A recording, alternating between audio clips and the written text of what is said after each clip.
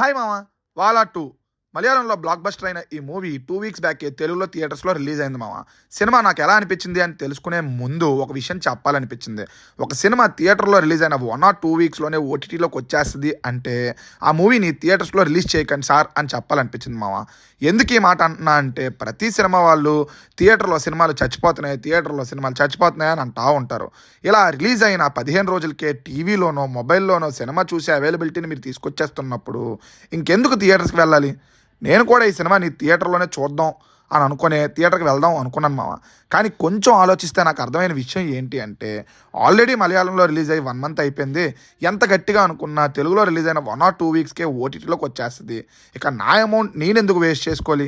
ఎలాగో ఓటీటీ నాకు అవైలబిలిటీలోనే ఉంది. అన్ని ఓటీటీ యాప్ సబ్స్క్రిప్షన్ కూడా ఉన్నాయి. ఓటీటీలోనే చూసుకుందాం అనుకున్నాను. అనుకున్నట్టే జరిగింది మామ. ఇలాంటి పనులు మీరు చేస్తూ సినిమా థియేటర్స్‌కి జనాలు రావట్లేదు అనే మాట మాట్లాడొద్దు అని చెప్పాలనిపించింది మామ. ఇక ఇవి చాలవన్నట్టు టికెట్ రేట్సు, లోపల పాప్‌కార్న్ రేట్సు. సర్లే ఇలా మాట్లాడుకుంటూ పోతే ఎంత మాట్లాడినా ఆ టాపిక్ తగ్గదో, జరగదో, ఆగదో. ఇక సినిమా విషయానికొస్తే నాకు పెద్దగా ఏం అనిపించలేదు మామ. బేసిక్‌గా నేను 'వల' పార్ట్ 1కి చాలా పెద్ద ఫ్యాన్‌ని. నాకు చాలా ఇష్టం ఆ సినిమా. ఆ మూవీలో ఒక ఎమోషన్ అంటూ ఉంటది. దానికి నేను కనెక్ట్ అయ్యానని చెప్తాను.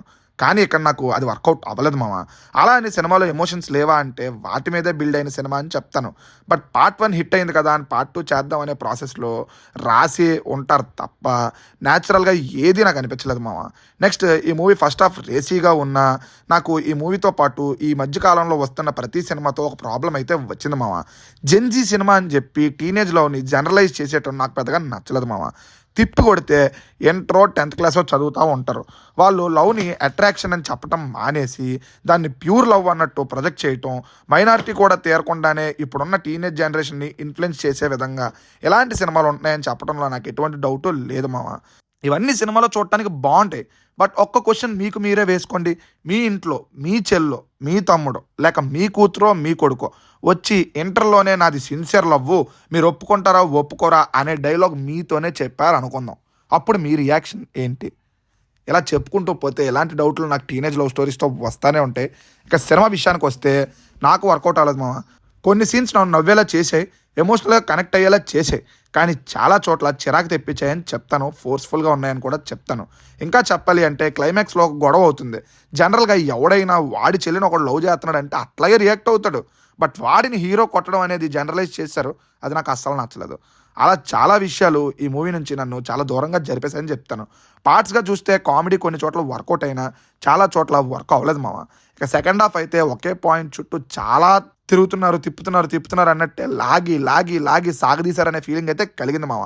పోనీ అంతసేపు చెప్పి ప్రతి క్యారెక్టర్‌కి ఏమైనా ఎండింగ్ ప్రాపర్ ఎండింగ్ ఇచ్చారా అంటే ఆ ఎండింగ్ కూడా ఇన్‌కంప్లీట్‌గానే ఉంది అనిపించింది నాకు.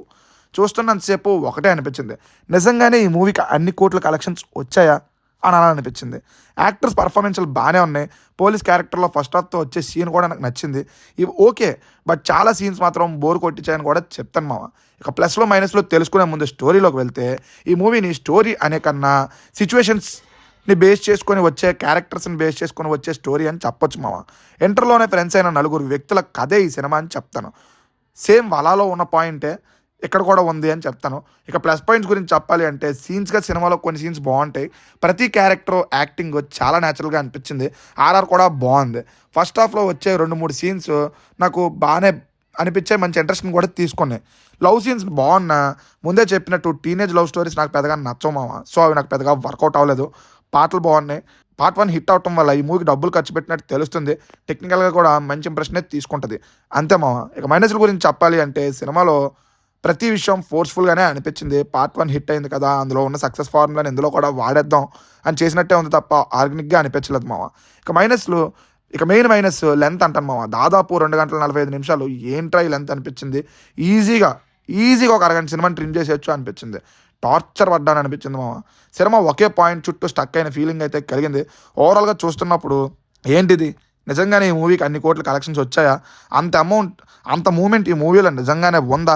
లేక నా ఒక్కడికే ఇలా అనిపిస్తుందా? అనే విషయం తెలుసుకోవడానికి కొంచెం టైం పట్టింది. సినిమా అయితే ఫ్యామిలీతో చూసే విధంగానే ఉంది. బట్ ఓవరాల్ సినిమా పరిస్థితి ఏంటి అంటే నాకు నచ్చలేదు మామ. కొన్ని సీన్స్ బాగున్నాయి. బట్ సినిమా మొత్తం నన్ను మాత్రం ఇంప్రెస్ చేయలేదు.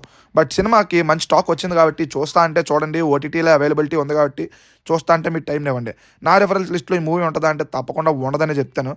నెక్స్ట్ ఒక సూపర్ వీడియో రాబోతుంది. మీ అందరికీ నచ్చుతుందని నమ్ముతున్నాను. బాయ్ మామ, నెక్స్ట్ వీడియోతో కలుద్దాం.